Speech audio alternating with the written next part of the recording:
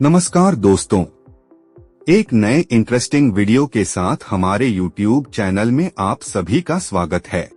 अक्टूबर 2023 की शुरुआत में इसराइल और हमास के बीच युद्ध आरंभ हुआ, जो 2006 से गाजा को नियंत्रित कर रहे हमास संगठन द्वारा किया गया। हमास के सैनिक इसराइल में रॉकेट फायर किया और गाजा स्ट्रिप की सीमा के पार इसराइल के दक्षिणी शहरों और गांवों में तोड़मरोड़ की, जिसमें सैनिकों और नागरिकों की सैन्य और घायल हो गए और घरबंदी कर लिए गए। इस हमले ने इसराइल को अचानक पकड़ लिया।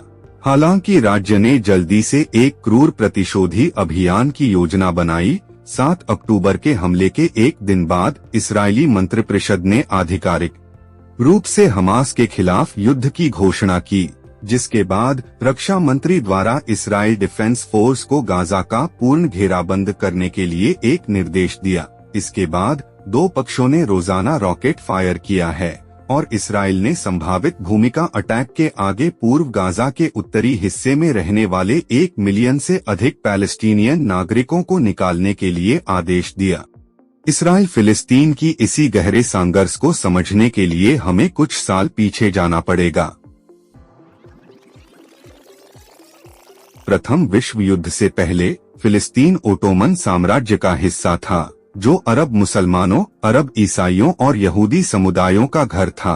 प्रथम विश्व युद्ध के बाद राष्ट्र संघ ने ब्रिटेन को फिलिस्तीन पर शासन करने का आदेश दिया। इससे यहूदी आप्रवासन में वृद्धि हुई, जिससे यहूदी निवासियों और अरब फिलिस्तीनी आबादी के बीच तनाव बढ़ गया। अंततः युद्ध के बाद उपनिवेशों पर शासन करने की चुनौतियों के कारण फिलिस्तीन को यूनाइटेड नेशंस को सौंप दिया गया। 1917 की बाल्फोर घोषणा में फिलिस्तीन में एक यहूदी राष्ट्रीय घर के लिए समर्थन व्यक्त किया गया। 1947 में संयुक्त राष्ट्र विभाजन योजना ने अलग यहूदी और अरब राज्यों की सिफारिश की, जिसे जूविश पॉलिटिशियन ने स्वीकार कर लिया, लेकिन अरब के पॉलिटिशियन ने खारिज कर दिया। इसने 1948 के अरब इजरायल युद्ध और इजराइल की स्थापना के लिए मंच तैयार किया, जो आज भी इजराइल फिलिस्तीनी संघर्ष और क्षेत्रीय गतिशीलता को प्रभावित कर रहा है। 1948 का अरब इजरायल युद्ध तब शुरू हुआ जब इजराइल ने 14 मई 1948 को राज्य का दर्जा घोषित किया, पड़ोसी अरब राज्यों द्वारा आक्रमण के लिए। इसके परिणामस्वरूप इजराइल का अस्तित्व बना रहा और 1949 में क्षेत्रीय परिवर्तनों के साथ युद्ध विराम समझौते पर हस्ताक्षर किए गए। 1956 के स्वेज संकट में इजराइल ने फ्रांस और ब्रिटेन के साथ मिलकर स्वेज नहर के नेशनलाइजेशन को लेकर इजिप्ट के खिलाफ एक सैन्य अभियान शुरू किया। इजराइल ने सिनाई प्रायद्वीप और गाजा स्ट्रिप पर कब्जा कर लिया, लेकिन 1957 में अंतर्राष्ट्रीय दबाव के कारण पीछे हट गया। पब्लिक लिबरेशन ऑर्गेनाइजेशन की स्थापना 1964 में की गई थी, जब 1948 के अरब इजरायल युद्ध के बाद फिलिस्तीनियों को एक स्वतंत्र राज्य के बिना छोड़ दिया गया था। इस संगठन की स्थापना पूर्वी यरूशलेम में पहली फिलिस्तीनी राष्ट्रीय कांग्रेस के दौरान की गई थी। प्रारंभिक प्रयासों में अंतर्राष्ट्रीय मान्यता के लिए कूटनीति और इजराइल के खिलाफ सशस्त्र प्रतिरोध के लिए फिलिस्तीन लिबरेशन आर्मी का निर्माण शामिल था। 1993 में पीएलओ ने इजराइल के अस्तित्व के अधिकार को मान्यता देते हुए ओस्लो समझौते को स्वीकार कर लिया।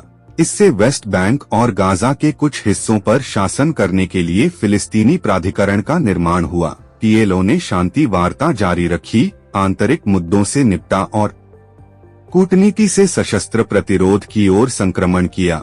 2000 में वेस्ट बैंक पर इजराइल के नियंत्रण, एक स्थिर शांति प्रक्रिया और सितंबर 2000 में पूर्व इजरायली प्रधानमंत्री एरियल शेरोन के 400 अल-अक्सा मस्जिद इस्लाम में तीसरा सबसे पवित्र स्थल पर फिलिस्तीनी शिकायतों के कारण फिलिस्तीनियों ने शुरुआत की दूसरा इंतिफादा, जो 2005 तक चलेगा। जवाब में इजरायली सरकार ने अंतर्राष्ट्रीय न्यायालय और अंतर्राष्ट्रीय आपराधिक न्यायालय के विरोध के बावजूद 2002 में वेस्ट बैंक के चारों ओर एक बाधा दीवार के निर्माण को मंजूरी दे दी। सितंबर 2000 में कैंप डेविड में इजराइल और फिलिस्तीन के बीच बातचीत के गतिरोध पर पहुंचने के कुछ महीनों बाद दूसरा इंतिफादा शुरू हुआ, जिसमें फिलिस्तीनी युवाओं ने इजरायली पुलिस पर पत्थर फेंके।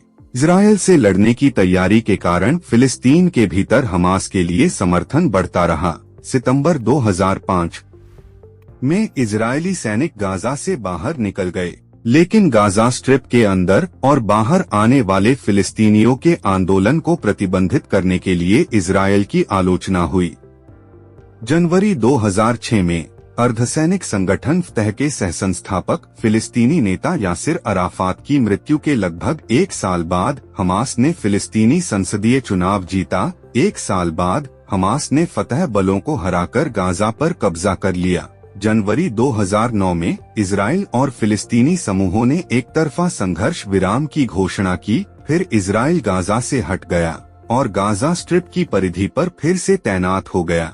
नवंबर 2012 में इजराइल ने अहमद अल को मार डाला। जाबरी हमास के सैन्य प्रमुख ने एक सप्ताह से अधिक समय तक गोलीबारी की, जिसमें 150 से अधिक फिलिस्तीनी और कम से कम 6 इजरायली मारे गए। 2014 में हमास ने 3 इजरायली किशोरों का अपहरण कर लिया और उनकी हत्या कर दी, जिससे इजरायल की ओर से हमले हुए और रॉकेट दागे गए।